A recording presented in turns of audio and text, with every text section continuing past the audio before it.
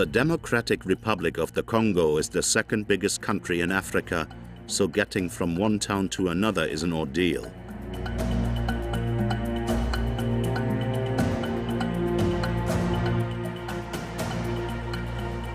To go and see their family or do business, thousands of people must squeeze onto inconceivable boats. Every year, there are hundreds of fatalities.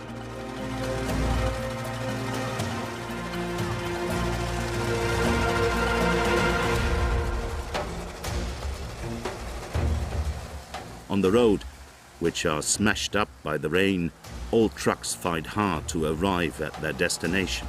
And there's no place for tiredness among the crew.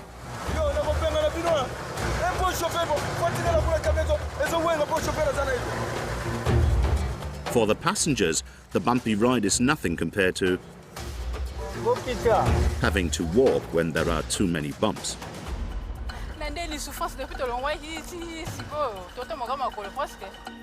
Whether on land or on water.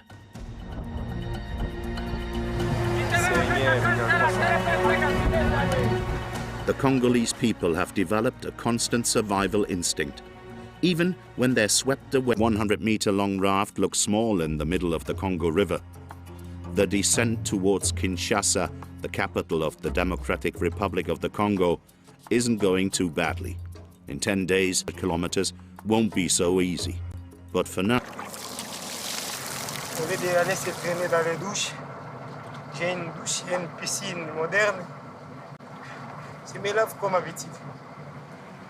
Bathing in the water from the River Congo isn't a very good idea, as it's extremely polluted by toxic waste from products used in the mines. And the swirls in this swimming pool are not at all like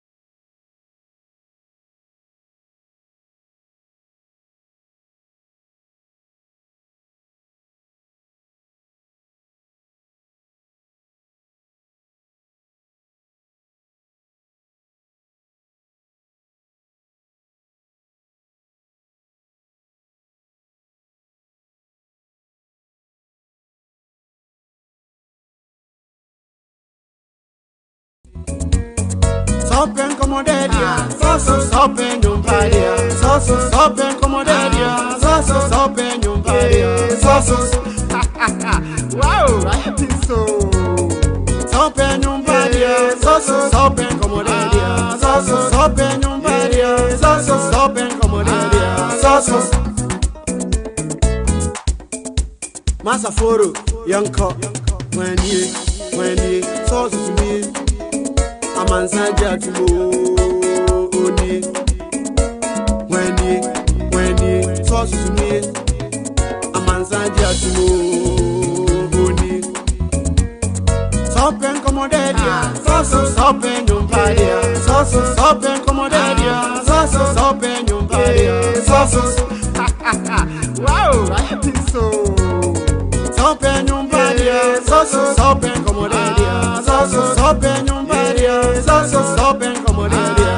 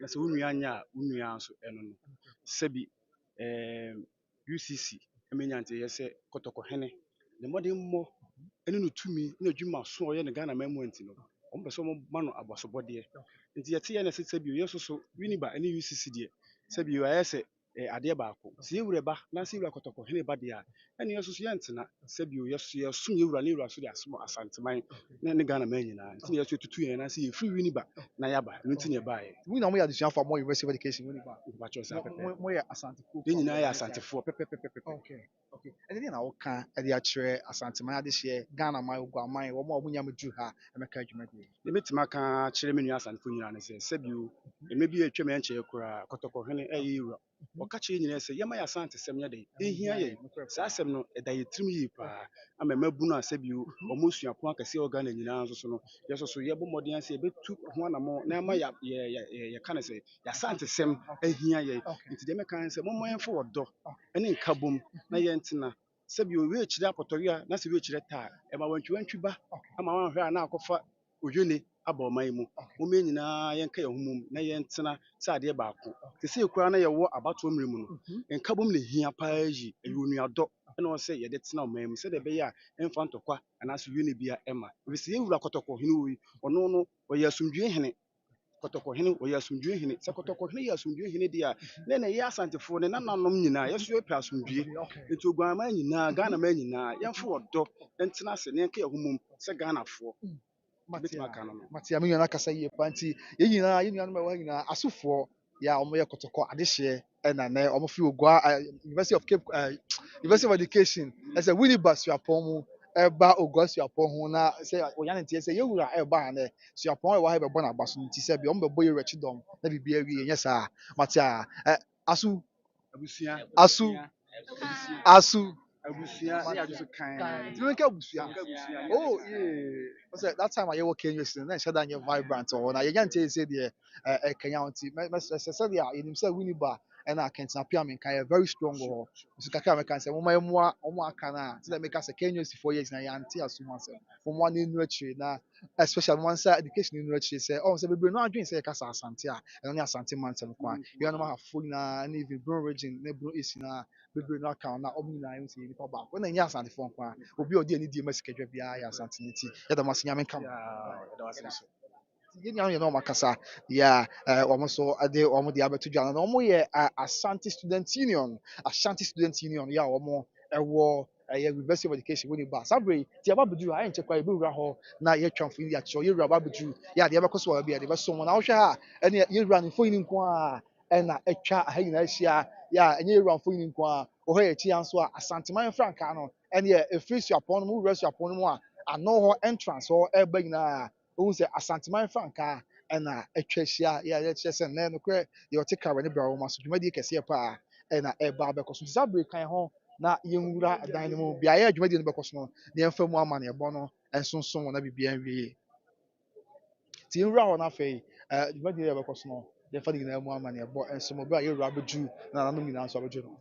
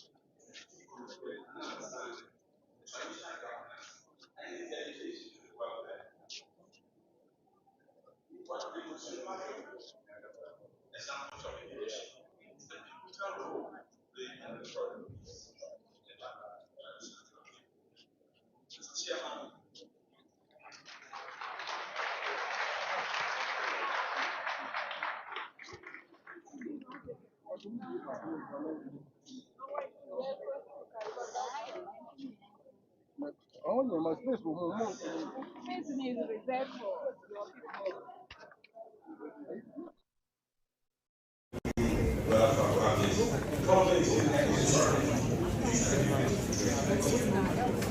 Monumental.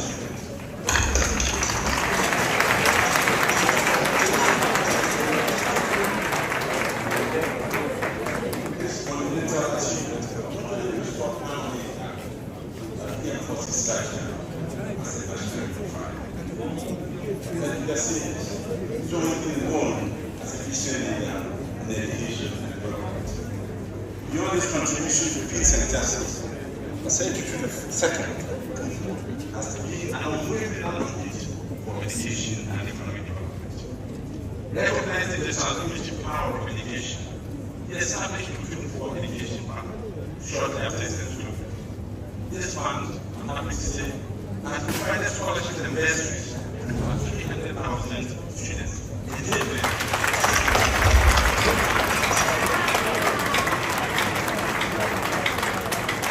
enabling countless young Ghanaians from all regions, from all tribes, access quality education and contribute to the intellectual and economic evolution.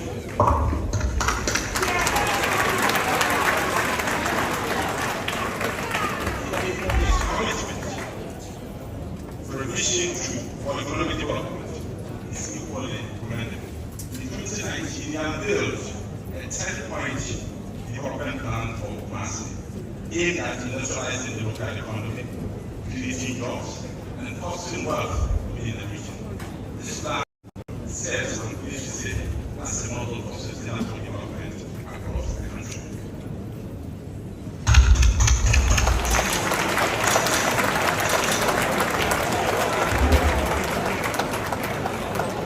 Don't be shy, don't be shy.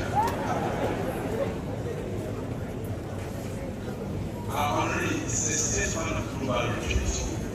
His influence extends far beyond the borders of this country. His timely interventions in matters of national and international importance have had a significant impact. I will share with you 2016, the former president, President John Adjekun, for how His Majesty's advocacy at the IMF was instrumental in sustaining Ghana's economy.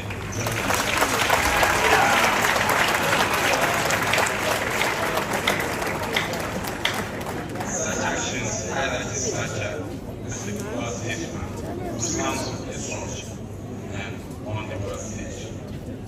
Today, as we prepare to confer an honorary doctorate degree with His Royal Majesty, we do so in recognition of his extraordinary service in addition to his unwavering commitment to promoting unity, justice, and development in Asante and beyond.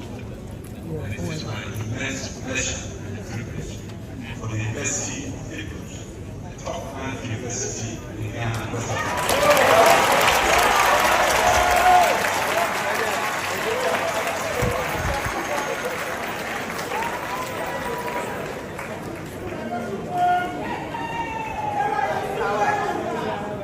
That is actually the top-ranked university.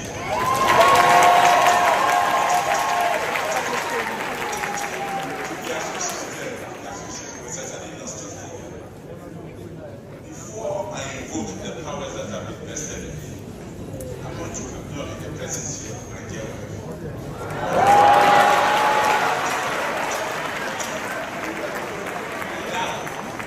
And now it's time to my message.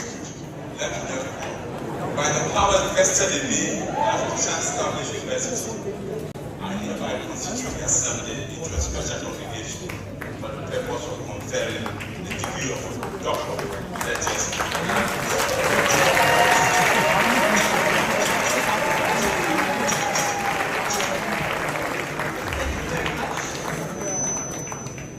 Dr. Said Chancellor, I will ask them to all rise as we sing the UCC anthem.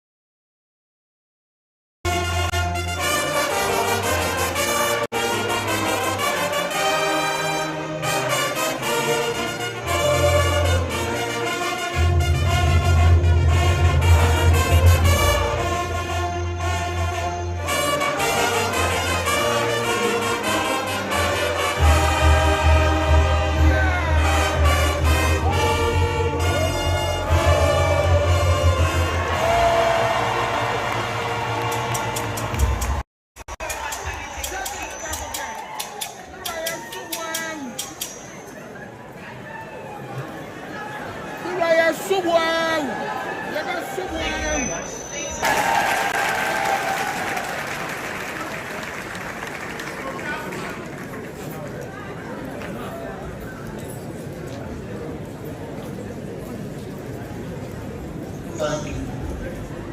Respected Dr. Sanjona Jackson, Majesty, for the second Asante Kotoko is after the second Oman Yoruba traditional area. That's the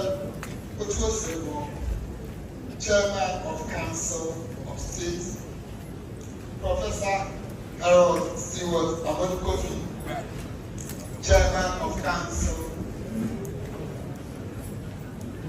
Ministers of State and Ministers of the Gospel, members of the Diplomatic Corps, members of the University of Cape Coast Governing Council, and I'm the third Yoruba traditional area, and I'm present Professor Rosemont Agwadua, the Pro-Vice Chancellor of the University of Cape Coast, Mr. Ebenezer Agri, Acting Registrar, Vice Chancellors of sister universities, Pro-Vice Chancellors of sister universities present, former Vice Chancellors, former Pro-Vice Chancellors, Executive Secretary of UCG, Provost, Deans, Directors, members of communication, stakeholders of UCC and sponsors of the special congregation, friends in the media, Minister of Education, present here with us, distinguished ladies and gentlemen, good afternoon to you all. It is a great pleasure once again to have this opportunity to address this August Assembly on the occasion of the conferment of honorary doctorate degree on His Royal Majesty Utufo Osei the Second Asante.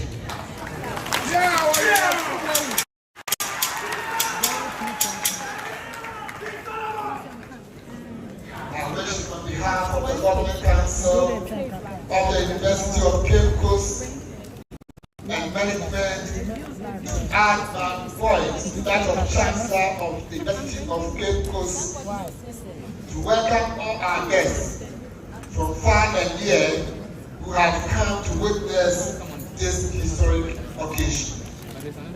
Sir Chancellor, ladies and gentlemen, awarding honorary degrees to deserving individuals by higher institutions of learning has a long history and has been a tradition since the Middle Ages. The prize scholars tell us is said to have begun early in the 15th century, and since then it has become increasingly common to see institutions of higher learning across the globe awarding honorary degrees to distinguished individuals. Sir Chancellor, distinguished ladies and gentlemen, all over the world, the criteria for determining who qualifies for the award of honorary degree have been varied. In many instances, varied opinions have generated a great deal of debate, but by and large, the basic underlying principle has been to consider accomplishments, to look out for people with an outstanding intellectual and academic work of an exceptional and exemplary nature. Consideration has also been given to a person's distinctive creativity and contribution to the general welfare of society. Some cases also, service to the public with outstanding leadership in education, business, public service, or other appropriate sectors of society has attracted attention for consideration. Many people have also been awarded for their special service to the very institutions that are awarding them. Such many institutions of higher learning across the globe, particularly in Africa, have in the past awarded honorary degrees to traditional rulers and chiefs for their exemplary leadership and contribution to their respective societies. Consistent with global practices, the University of Cape Coast has a rich tradition of recognizing excellence and achievements, and has in the past awarded honorary degrees to distinguished individuals, many of whom have contributed significantly to the advancement of society. So today's award ceremony will not be a first. However, this will be the third time the University of Cape Coast is conferring an honorary degree on traditional rulers in Ghana. The first was Governor Bobri, Paramount Chief of Asante Kotoko traditional area, followed quite recently by our landlord, Southern Dr.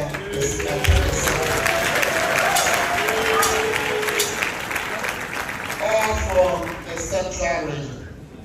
In this ceremony, the university will confer an honorary degree on His Royal Majesty Otumfuo Osei.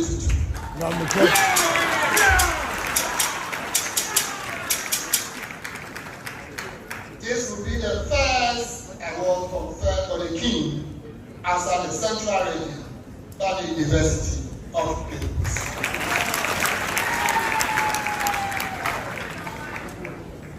What makes today's award ceremony significant, however, is the fact that it is the first time the university community is publicly acknowledging the contribution of Asante.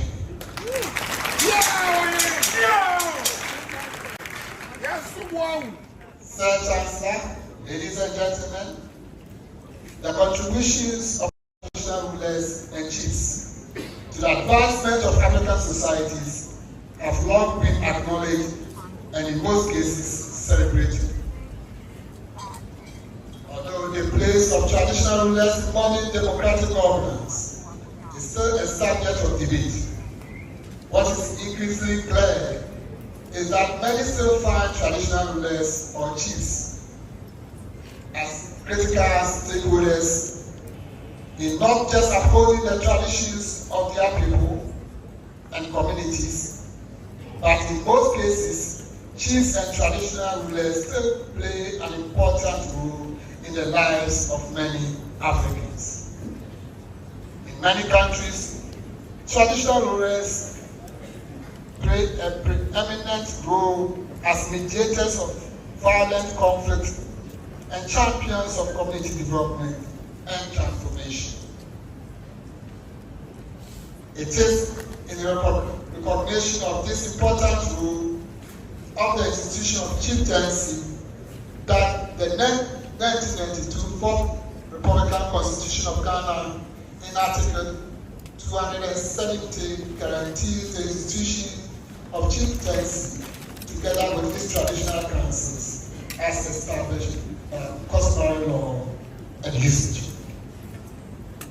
Sir Chancellor, consistent with global practices, I'm happy to inform you and all here in Ghana that the the management of University of Cape Coast, on behalf of its academic board and social community, finds His Royal Majesty Utumfuo Osei II more qualified by these parameters to receive the degree of office in Doctor of Honorary Cause. Sir Chancellor, by the conferment of the degree on His Royal Majesty Utumfuo Osei II, he becomes an alumnus of the University of Cape Coast.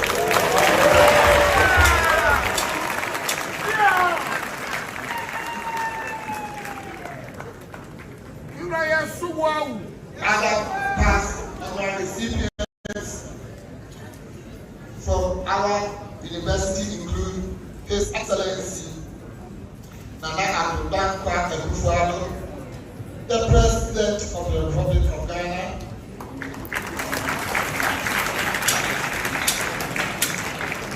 His Excellency John Kufuor, former President of the Republic of Ghana, Osabarima, Dr. Kwesi Arthur II,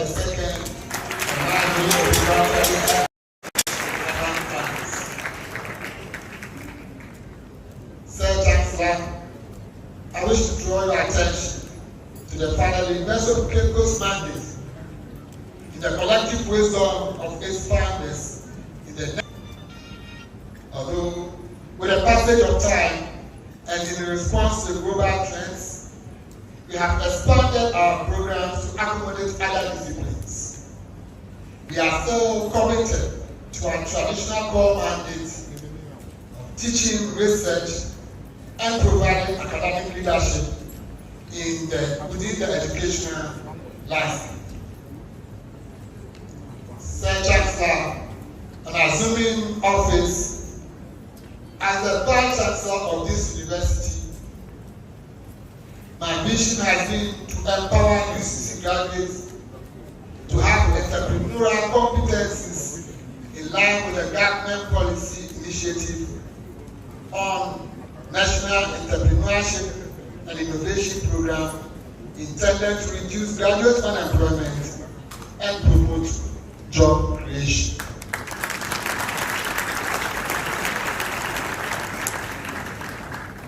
Sir Chancellor, in May 2021, at a similar ceremony, I pledged our determination to complete all outstanding projects to enhance conducive academic environment. I'm happy to report that we have completed some of the projects and others are ongoing and near completion. Sir Chancellor, it is noteworthy to inform this August gathering that on Wednesday, 27th September 2023, the Times Higher Education released 20th edition of the World University Rankings, which constituted the 2024 World University Ranking results. The Times Higher Education World University Ranking is the most prestigious global university rankings among others. Sir Chancellor, I'm delighted to inform you that the 2024 World University Rankings had data submissions from 2,673 institutions across 108 countries, out of which 1,904 universities qualified to be ranked. The University of Cape Coast has retained its position as the topmost ranked university.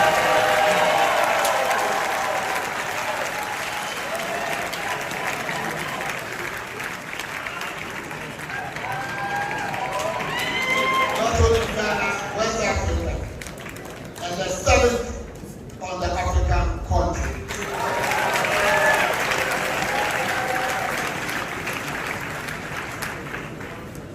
The University of Cape Coast is also the only university in Ghana and West Africa that is in the top ranked universities in Africa.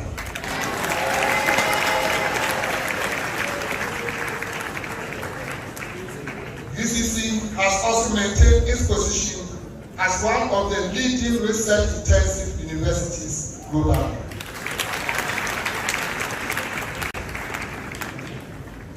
As an academic center of excellence, it is therefore justifiable to recognize and award an excellent leaders of our time, His Majesty Otumfuo Osei Tutu II, an honorary doctorate degree.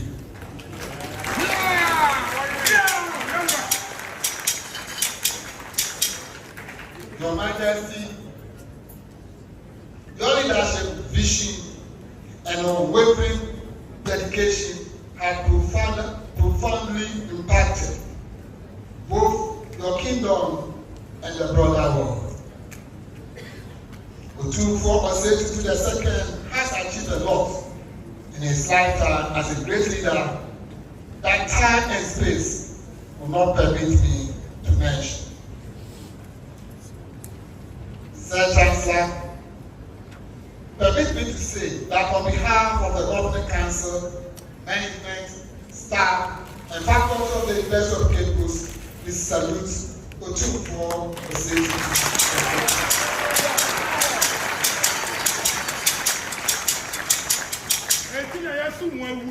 For his meritorious and distinguished service to the nation, particularly his commitment to promoting unity and development in Asante and other regions, as well as his significant contribution to humanity in the areas of water and sanitation, health, education, entrepreneurship, peace building, culture, and heritage.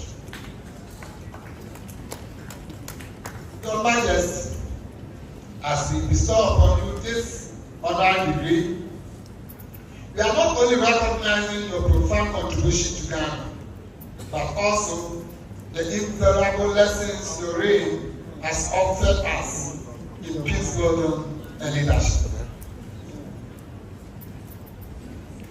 Your dedication to conflict resolution and the stabilization of regions within and beyond Ashanti Kingdom has been exemplary.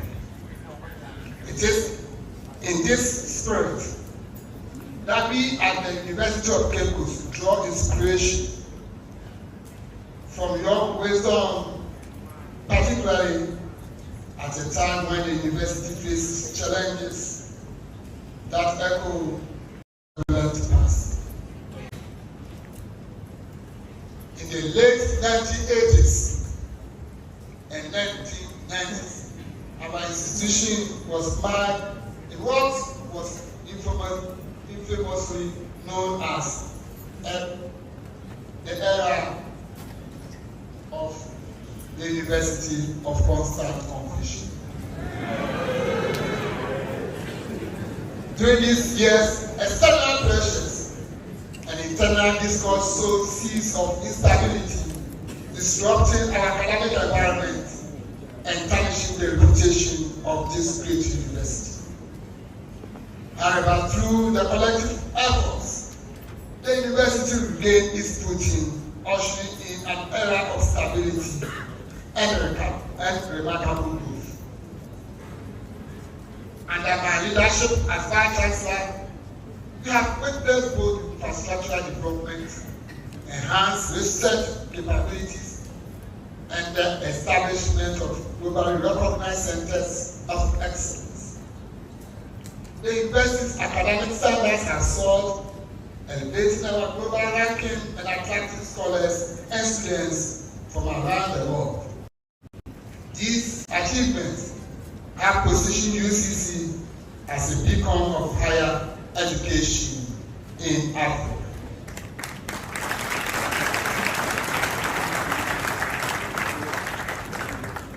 Today, however, we face new challenges, one that threatens to unravel the progress we have made. Recent attempt to undermine the leadership of the Vice Chancellor and represent of the uncertainties that once plagued our university. Such actions, driven by external pressures, risk plunging us back into an era of confusion and instability. It is at this critical juncture that we turn to your leadership, Your Majesty.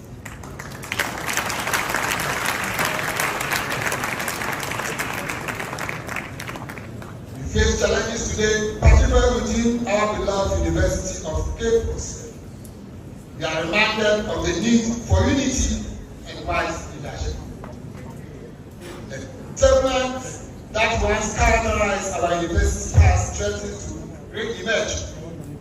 But it is true the guidance of leaders like Utd, the second, that we can navigate difficult times. His Majesty's presence here today is not only celebration of this achievement, but also a call to action.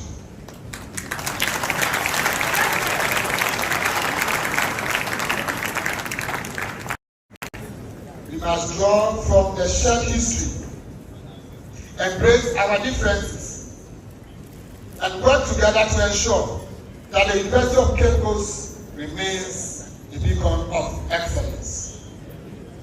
Your Majesty, we invite you to join forces with our respected Chancellor, Sir Jonah, and Pastor members here II, of our traditional area in leading efforts to maintain peace and stability at the University of Cape Coast.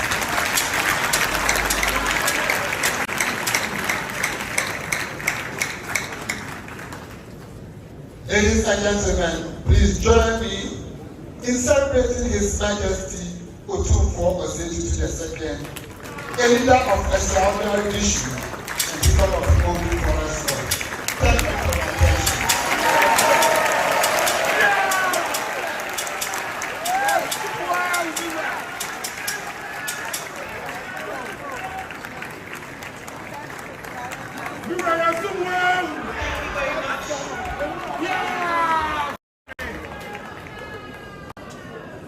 Pretty shortly we would witness the conferment of the honorary degree on His Royal Majesty Otumfuo Osei II. Ahead of that, we're going to have a musical rendition by 7 from the Department of Music.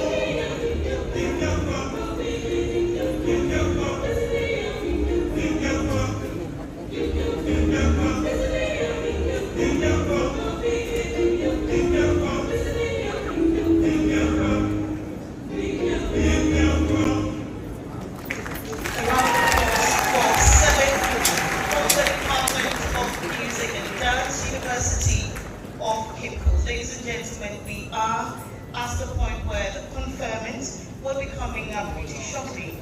Before that, Your Royal Majesty, Otumfuo Osei II, I respectfully ask that you rise as your citation is read by the Pro-Vice Chancellor of UCC, Professor Wilson Boyd.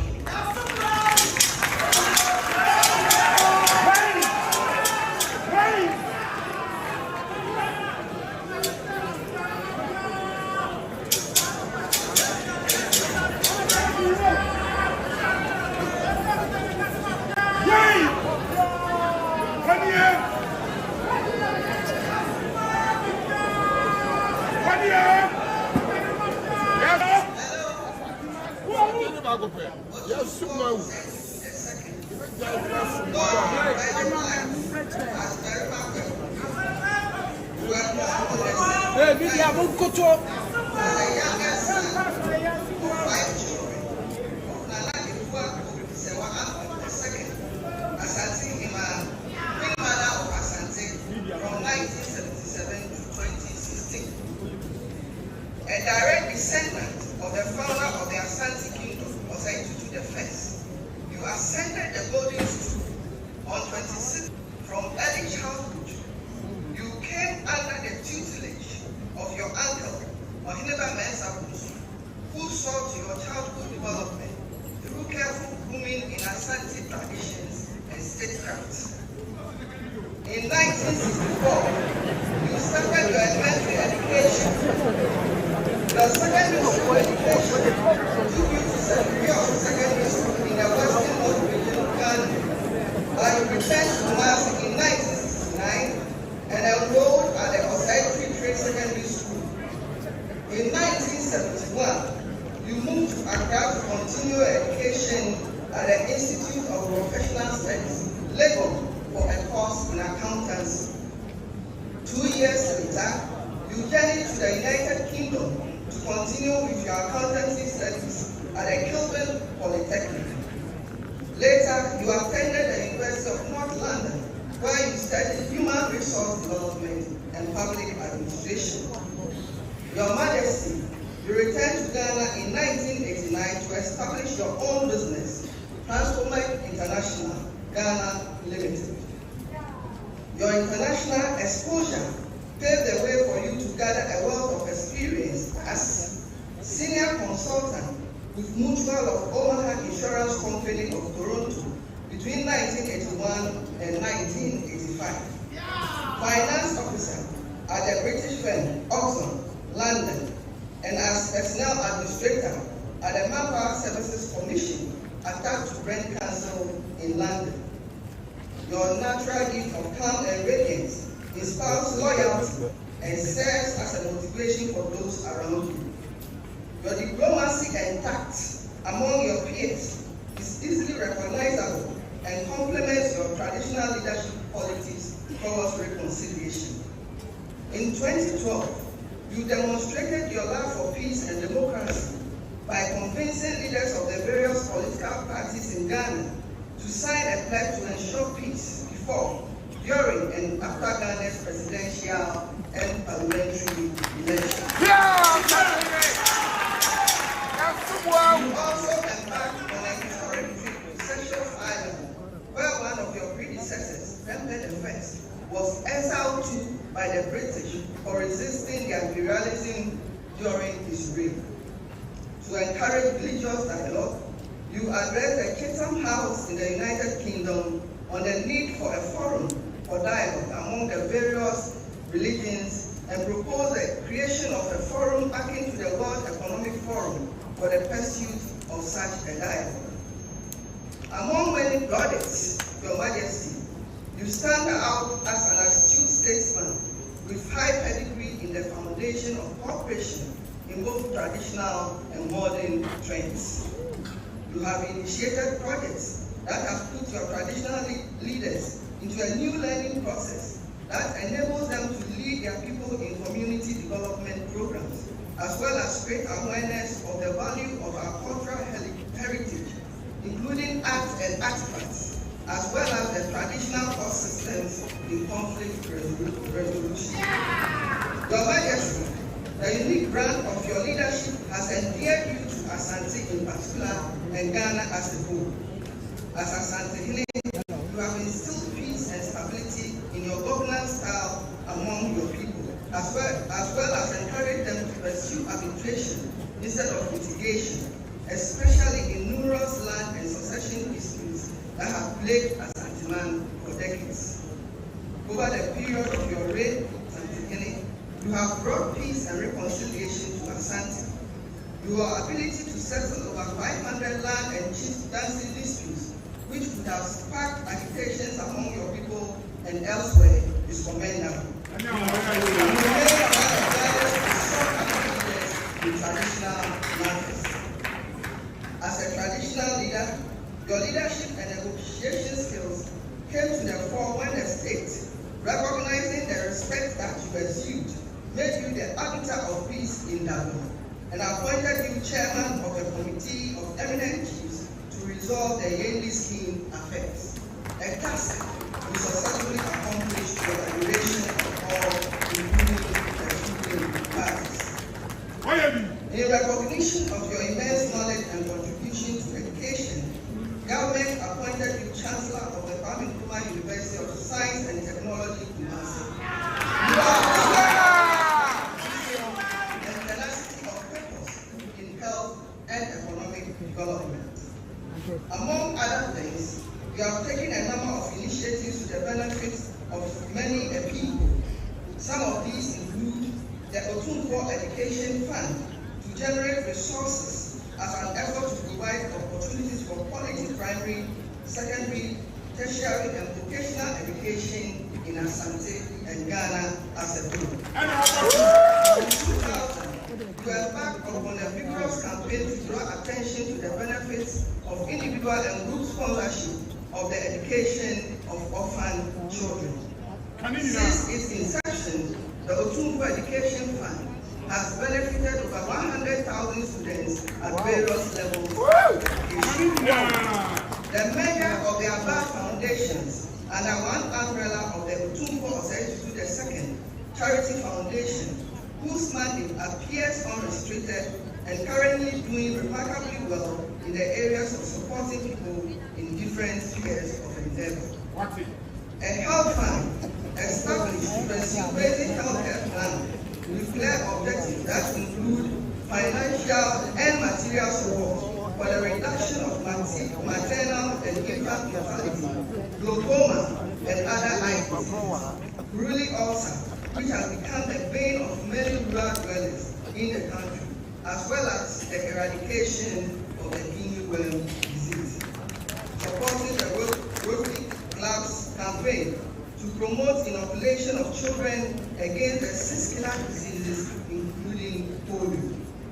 In recognition of your contribution to education in Ghana, the Association of Commonwealth Universities conferred on you the Simmons Award in April 2000. You have as well received honorary doctorate degrees from Essex County College, Newark, USA, 22nd May 2001. University of Maryland, Eastern Shore, USA, 25th May 2001. Savannah State University, USA, 6th June 2001. University of Glasgow, Scotland, June 2001. Kwame University of Science and Technology, 15 December 2001. University of Ghana, Legon, 12 March 2004. Igbinidon University, Okada, Nigeria, 25th November 2007. Metropolitan University, London, 10 December 2007. And University of East London, 10 September.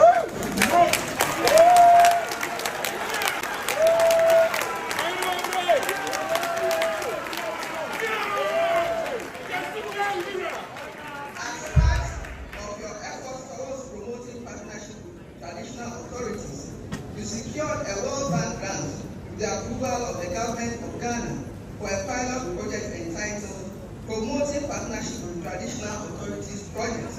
This singular initiative has challenged traditional leaders to demonstrate their capacity by using their own resources to augment the financial support made available by either the government or the World Bank to help develop their respective communities.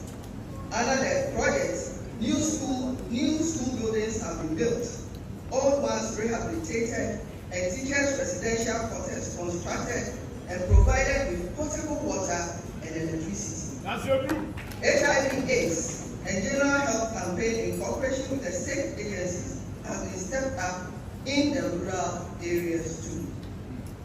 Your Majesty, you have brought to yourself many world leaders, including being the guest and host of Queen Elizabeth II of Great Britain.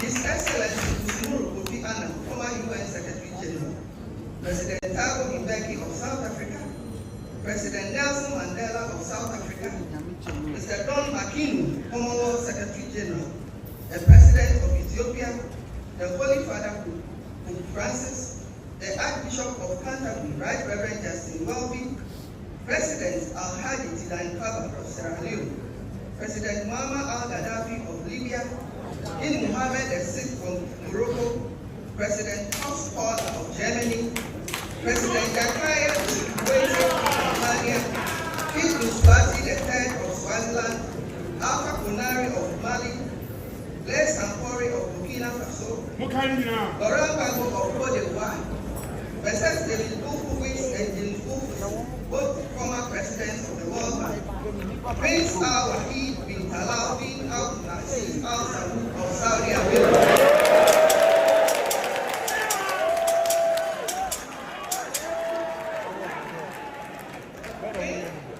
His Royal Highness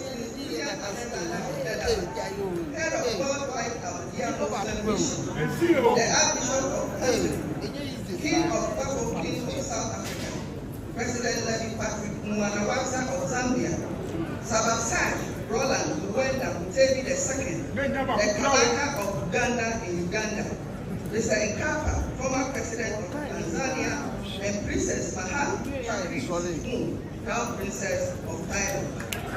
Your Majesty, you have the privilege of addressing international and national fora and a number of business gatherings in Africa, Europe, and the United States.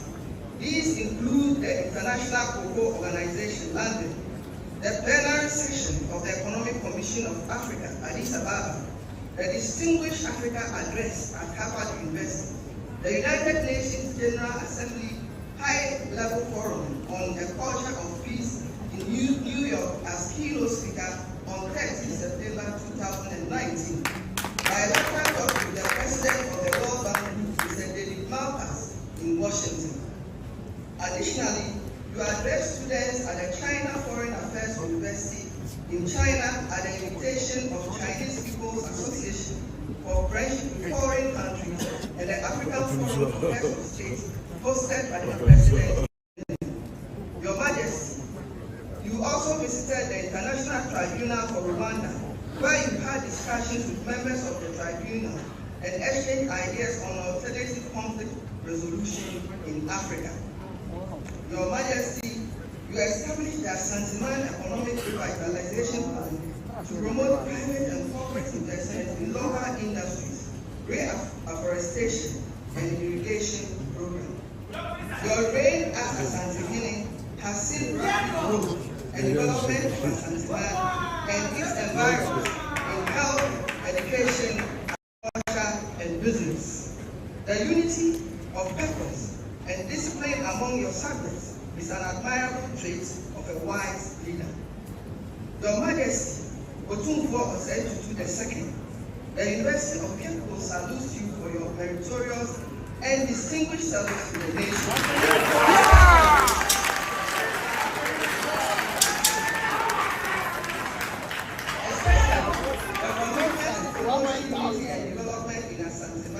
And other regions, as well as your significant contribution to humanity in the areas of water and sanitation, health, education, entrepreneurship, culture, and heritage.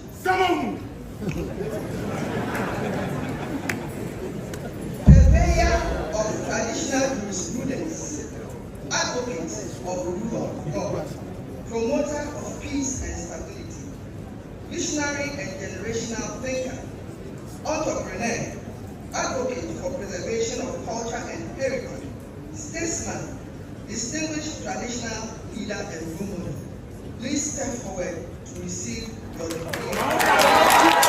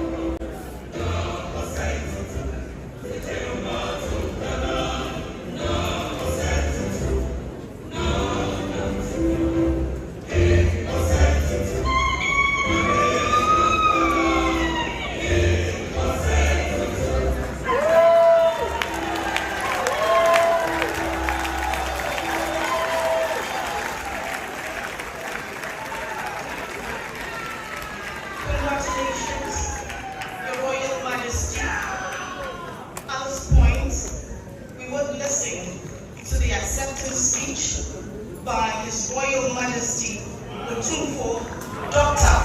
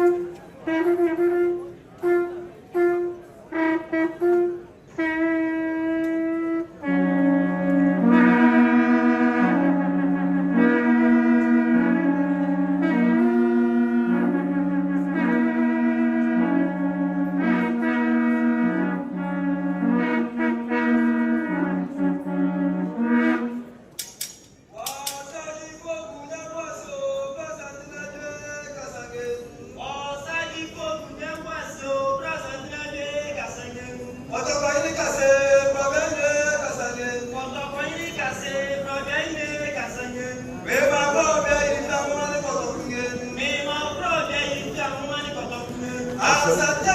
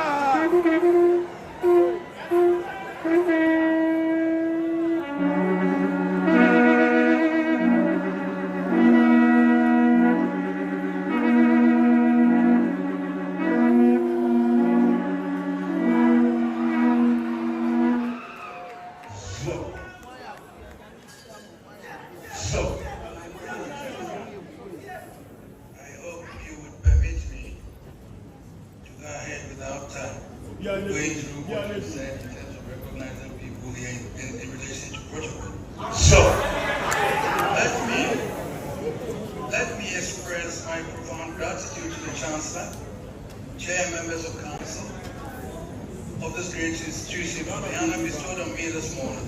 So, it is an honor I accept with humility and proudly share with Nananum, whose joint efforts have contributed to everything we have achieved in the 2025 years.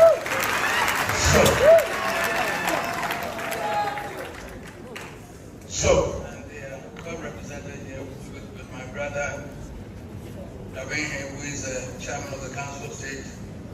They've all been very supportive of me within the last 25 years. And I'm a point So, the establishment of one institution may not count very much in the scheme of national development. But I would suggest that one of the many visionary acts of our first president, Dr. Kwame Nkrumah, was a decision to establish a university focused on education with the task of producing the quality manpower needed for the education of the people of Ghana. And there could not be a better place to have the honor of hosting such a university than the city of Cape Coast.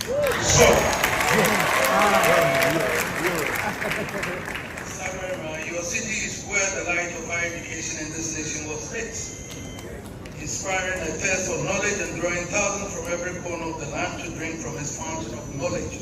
So, we owe it to the churches for their initiative in establishing and laying the foundations of secondary education on a grand scale. So, from Emancipation and Wesley Girls School to Adisado College, Holy Child, and St. Augustine, the Methodist Church, the Catholic Church, and the Anglican Church led the way in providing the best in education and in conditions of gender equality long before the value of inclusivity gained universal acceptance. So, this university, on whom we have to depend for the training of our teachers, stands as a crowning jewel of the city of enlightenment, from whose commanding hills and sandy beaches millions of the best brains in our land have been molded, have grown the best talents who have kept the administration of our nation. So, this university began life in 1962 as the University College of Education, in a special relationship with the University of Ghana, with the prime mandate of producing graduate teachers to meet the manpower needs of the Ghana Education Service. So, it seems unbelievable today to recall that this total enrollment, as at that time, was 155 students, split between two departments, the Department of Science and the Arts. And the whole concept was deemed controversial in some circles. However, it survived the political upheavals of the period, and in 1971, it attained the status of a fully fledged university with the right to grant its own degrees. So, the mandate of the university was expanded beyond the needs of education, and today it is a budding community of about 75,000 students from all disciplines. So, the founding fathers and their pioneering administrators have every reason to be proud of what they have bequeathed to the nation. And long may we continue to herald the achievements of this university. But even as we exalt these achievements and honor those whose hard work has made it possible, we cannot but pause and reflect on the fates and fortunes of the single subject for which this university was created, and I speak of education. So, it remains quite problematic to me that 60 years down the line, we are still grappling with the same challenges that informed the decision to establish this university in the first place. So, some historical background may be appropriate here. Although the Gold Coast carried the tag of a model colony, less than 10% of our population had been to school by 1951, when the people were allowed to elect the first nationalist government led by Dr. Kwame Nkrumah under the limited self-rule mandate. So, the government took the view that education was the key to the development of the country, and consequently, launched the accelerated education program to accelerate the pace and level of education. So, additionally, a program of adult education was launched to drive the mass literacy. In 1951, total enrollment in primary schools was 154,000, middle schools 66,000, secondary and technical schools 3,550, teacher training colleges 1,960. The total enrollment of the University College, the forerunner of the University of Ghana, Legon, was 208 students. By 1961, enrollment had zoomed to over 210% for primary schools, 142% for middle schools, a staggering 438% for secondary and technical schools, so 137% for teacher training, and an astonishing 478% for universities.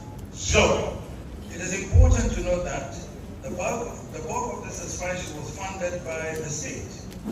Indeed, even the churches which had been carrying the financial burden of education at the height of the colonial administration were required to gradually disengage. So, following the overthrow of the First Republic, the eminent scholar Professor headed a commission to undertake the first of what has become a seemingly unending series of reforms of the education system.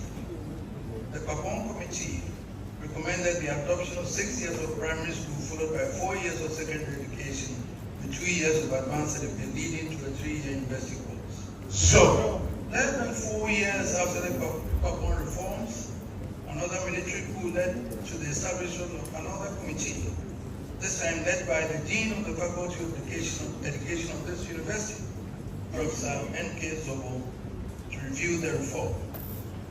The Professor Zobo Committee based social equity a fundamental thrust in the delivery of sound educational outcomes, arguing against the common entrance examination for the selection of pupils for secondary schools, as skewed in favor of children of the elite in society. So, specifically, it recommended a new system which retained the 6-year primary school system, but split the secondary system into 3 years of junior high school and 2 years of senior secondary school lower division and 2 years of senior and secondary upper division. So, the Zobo report formed the basis for the far-reaching reforms of 1987. In preparing for the restoration of constitutional rule in 1992, the Republican Constitution provided for free compulsory education for all children of school age within 10 years. So, the new government led by Flying Lieutenant Robinson's government launched a program of free compulsory universal education in 1996. So, in a seminal study for the British Department of International Development, Nimoy Thompson and Leslie Kasireko observed in 2008. Broadly, the objectives of EFRI were in line with the recommendations of the World Declaration on Education for All, adopted after the World Bank UN-sponsored World Conference on Education for All in Thailand in 1990. The declaration stated that every person, child, youth, and adult shall be able to benefit from educational opportunities designed to meet their basic learning needs, and all countries were required to achieve universal basic education by the year 2000. So, the rollout of EFCU was followed by a National Education Forum in November 1999 to examine the prospects of Ghana moving towards compliance with the World Declaration on Education for All. Barely 2 or 3 years after, in 2002, another education sector review was undertaken to examine the outcome. Since then, every government has undertaken a serious review of education system. The troubling fact, however, is that each review has either been driven by austerity or constrained by fiscal malice and not necessarily by the desire to achieve their stated goals. So we have to live constantly with the contradiction between governments holding education as a high priority only for education to become the first casualty of any fiscal downturn. So, against such background, the mixed response to the recent free senior high school scheme has not been a surprise. So, the Minister of Education here would want to do more, but he doesn't have adequate funds to do what he wants to do. So, there's no doubt that the free senior high school program is the most audacious piece of social intervention in our Fourth Republic.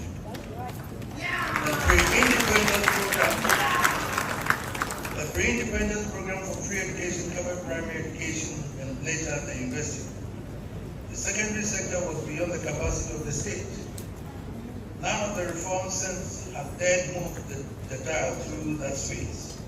The decision to take the plan, therefore, had to be truly ambitious, and it is no wonder it has kept education at the top of national discourse. So, there is undoubted merit in the government argument that if we are preparing our children to compete in the global economy of today, then they should be entitled to the same level of basic education as children in other climates. Since basic education elsewhere encompasses secondary or high schools, it's only fair that we also upgrade our basic education. In that sense, therefore, offering free senior high school is doing no more than meeting the obligation to provide the basic education for all. So, it is not only in Ghana that this becomes relevant. In a background paper prepared for the International Commission on Financing Global Education Opportunity, Shakira Mustafa and Phillips Krantz noted with reference to primary schools products. The completion of primary school is no guarantee that children have acquired basic academic skills. So, surveys in a number of low-income countries document that many adults who have received some schooling 5 to 6 years or less are functionally illiterate or enumerate. So, that is an experience Ghana identifies with, and it addresses the case for upscaling basic education. So, but this cannot be that simple. It only underscores the enormity of the challenge associated with the changing dynamics of education and nation building in our times. So, Ghanaians assert education as a basic right of every child. All nations signed up through the United Nations and its agencies to provide basic education for all. In Africa, education is deemed so critical, the African Union has declared the year of African year, this year, the African Year of Education. So, in Ghana, it has been part of the objective of every government from as far apart as the nationalist government of limited self-rule in 1951. We see it not just as a human right, it is an economic necessity, an investment in the economic and social well-being of every nation. In the background paper already cited, the authors made the point that when any child fails to acquire basic skills needed to function as a productive, responsible member of society, society as a whole, not to mention the individual child, loses. The cost of educating children is far outweighed by the cost of not educating them. So, yet, though the cost of not providing education would ultimately be higher, nations have to contend in the first place with the overriding problem of mobilizing the resources needed to invest in education. Without the resources, even our most desirable goals cannot be achieved, and that sadly has been the problem not only for Ghana, but for Africa. It is the reason we would like to make sure that our ambitions are matched by our pockets. So, as we have already noted, every educational reform undertaken in Ghana has been driven by financial constraints arising from national economic malice. Whereas in the developed world, educational reforms are undertaken to ensure the content of education matches the economic and social needs of society. Here we are driven solely by what is available to spend in the fiscal space. So, it is for this reason that even an audacious scheme like the free senior high school, as I've mentioned, which one would expect to receive universal acclamation, has instead been mired in some controversy, with some blaming it for exacerbating the fiscal malice of the economy. And yet, even with that program, Ghana has yet to reach the universal benchmark for national spending on education as a percentage of gross domestic product. So, in the latest UNESCO World Education Finance Watch Report of 2024, the scorecard which monitors progress towards achieving the universal benchmark for spending on education showed that growth. Only the high-income countries are more likely to be classified as either having achieved or having a high probability of 75% of achieving the 2025 benchmark for spending on education. So, the good news for us, however, is that Ghana is one of the only 15 developing countries confirmed as being on track to reach the benchmark in 2025. So, in effect, assuming the current program continues, we should meet a universal benchmark for spending on education to GDP. That certainly should be welcome. But if the focus is on the rebalance of resources, the effect we will say have more heat than might. So, every dramatic increase in enrollment affects the physical resources and infrastructure of schools, affects learning materials, and above all requires a corresponding increase in the number of qualified teachers. Beyond these, as we have experienced more than once in the past 2 decades, every expansion at the secondary level has a huge impact on the tertiary sector. And yet, at no time have we seen an attempt to coordinate the implementation of any secondary sector reform of the universities. When at a stroke, enrollment in senior high schools are doubled, the universities have to brace themselves for an inevitable surge in demand for undergraduate studies, with no prior consideration for fiscal resources. Our universities are already bursting at the seams, with rising student population virtually overwhelming fiscal attention in national discourse. Rather, we should recognize the necessity to look at the challenge of education in its totality. First, we may do well to re-examine the structure of the education system from primary to secondary to tertiary education. There's a separation between junior and senior high school working. What has become of the products of junior high school who are unable to proceed to senior high school? How functional have the vocational industry become? How relevant have they been in the job market? Is the system providing for the critical middle level needs as we expected the polytechnic and technical universities to provide? So, secondly, we need another look critically at the finance of education. What resources are available and how they are allocated to the various levels to ensure equity? This is at the root of all the discourse. Education is an so, learning and teaching materials must be available. In the 21st century, there should be no school without computers, without the means to provide the basic ICT skills. And we should ensure our teachers are reasonably remunerated for the critical service they provide. So,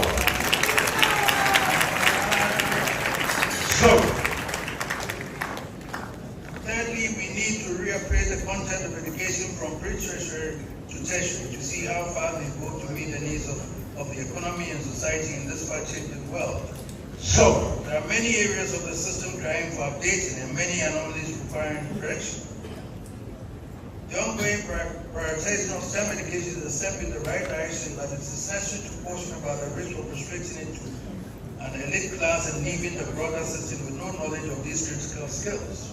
So, for the sake of equity, we should ensure equal opportunities for all to acquire these vital skills in the education journey. So, education must lead the nation's response to the incredible challenges of climate change. So, if we are to fully appreciate the gravity of the threat to our planet and come to terms with what needs to be done to obviate the consequences, our education system must infuse in us, from the pre-primary stage to the tertiary, the science and the knowledge to guide our actions. It is the only way we are going to make it possible for our communities to appreciate the necessity to protect our forests and our river bodies and restore the respect which our forefathers had for their environment. So, we need to reflect seriously on how we refocus education to guide us towards a sustainable world. So, I'm sure this audience will share the need for considerable reappraisals at the tertiary level to ensure our investors are fully aligned to the needs of society. It is right for the nation that we seek to maintain high standards in our university, but it will be astonishing to demand higher entry requirements for some courses than the renowned Ivy League or Osbury universities in the United States and Europe. So I find it incomprehensible that we have deliberately kept the number of students our universities should admit for medicine and law, even though we have a huge vacancy of doctors and a large number of students who have met all the qualifying standards. So we have the absurd situation in which parents of Ghanaian students have to find foreign exchange to send their children to Europe and other places to study medicine abroad, and then return to be employed by the Ghana Health Service. So, assuming there are some impediments in the way of increasing the intake of students, would it not make more sense to remove those impediments to allow for all qualified students to gain admission, and perhaps offer space for foreign students who pay as in foreign currency? So, beyond these key professions, it remains a sole issue whether our education system is producing the skills set needed to keep business and industry moving.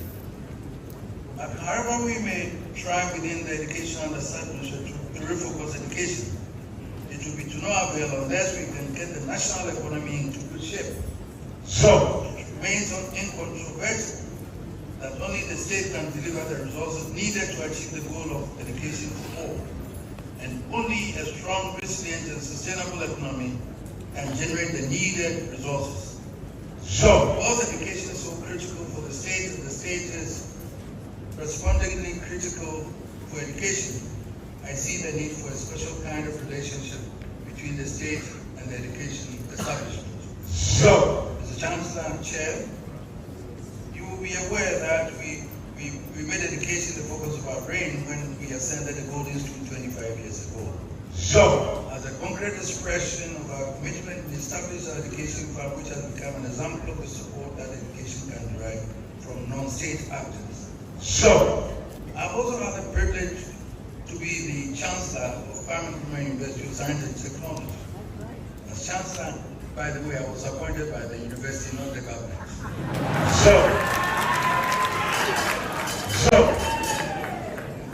As Chancellor, I've had the task of lending support to the university establishment as it struggles to obtain the resources they need in pursuit of their goals, while through the Education Fund, we have tried to demonstrate what non-state actors within the community can do to generate resources to support education.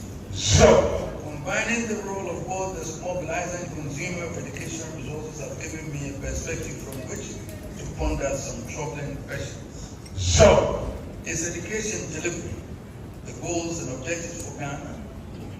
Has education delivered the intended outcomes? Has education justified the sacrifices as demanded of the people? Has Ghana education been truly fit for purpose?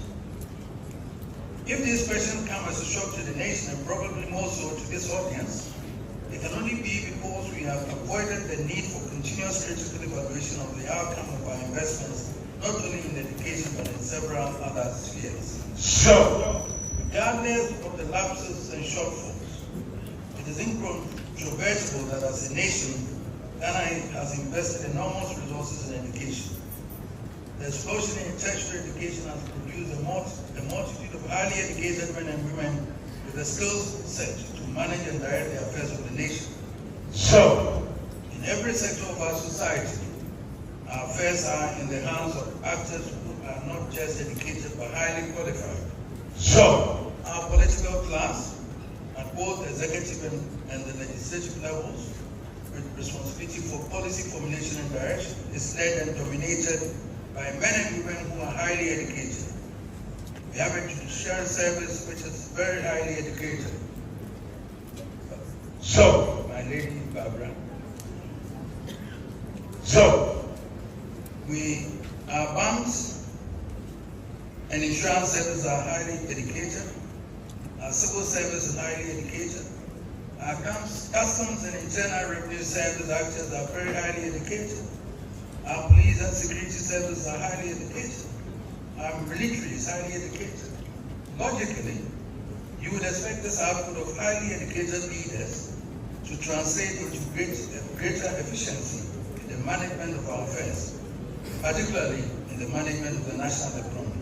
So when I hear the endless lamentations about our economy is in distress, when I see our legislature incredible, unable to agree on issues of national interest, when I'm told about the declining public confidence in law enforcement, I can't help asking myself, is that what education can deliver for all our investment and all our sacrifices?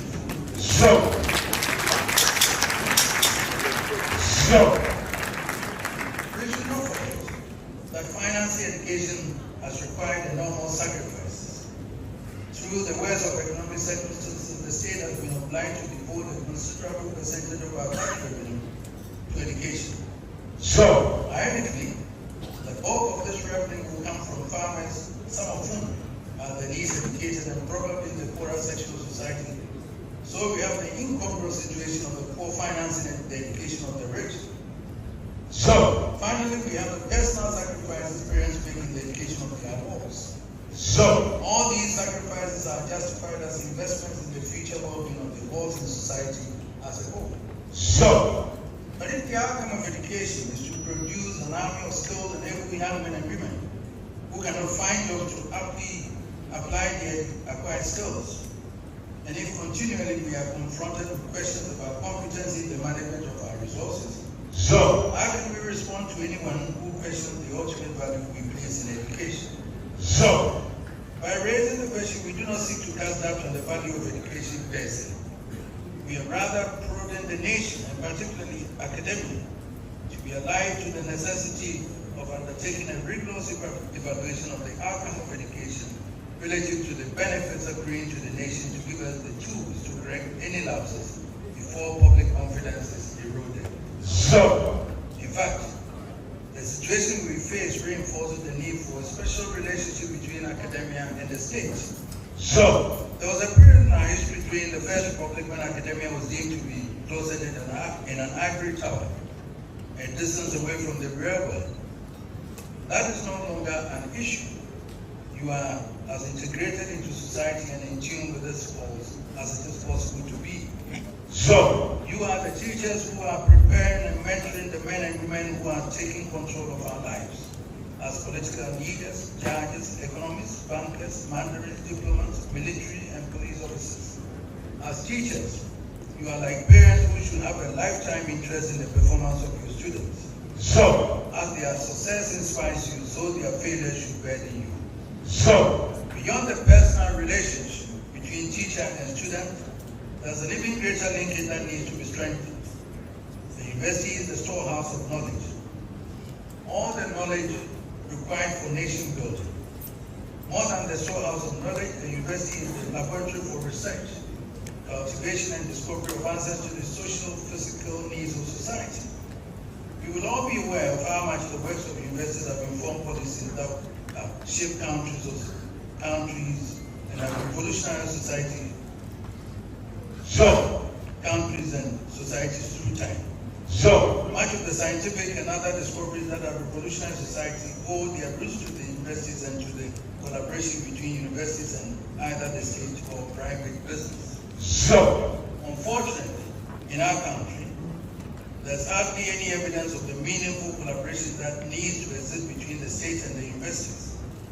Perhaps one reason the role of academia has been downplayed is that we have allowed the abrasive political division to permeate our sacred campuses.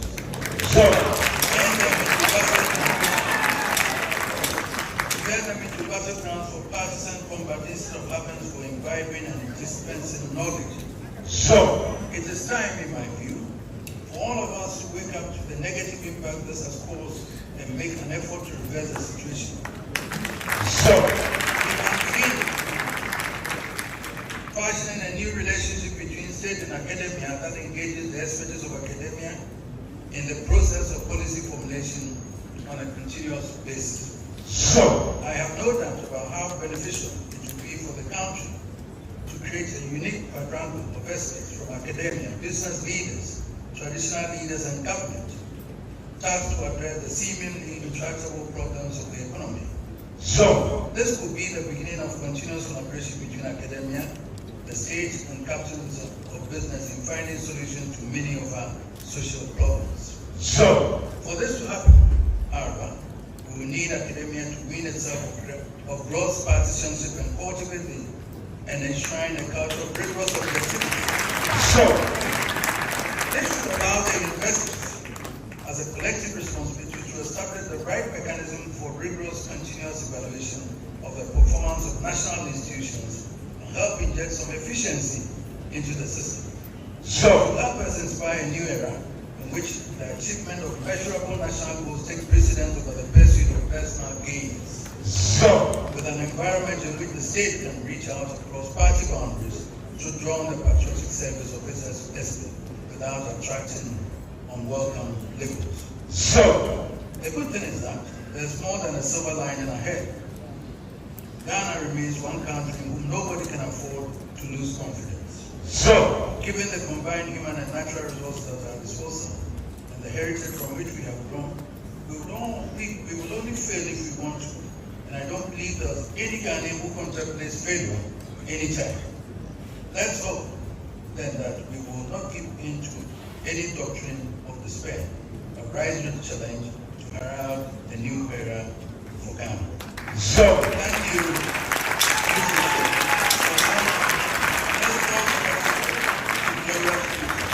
So,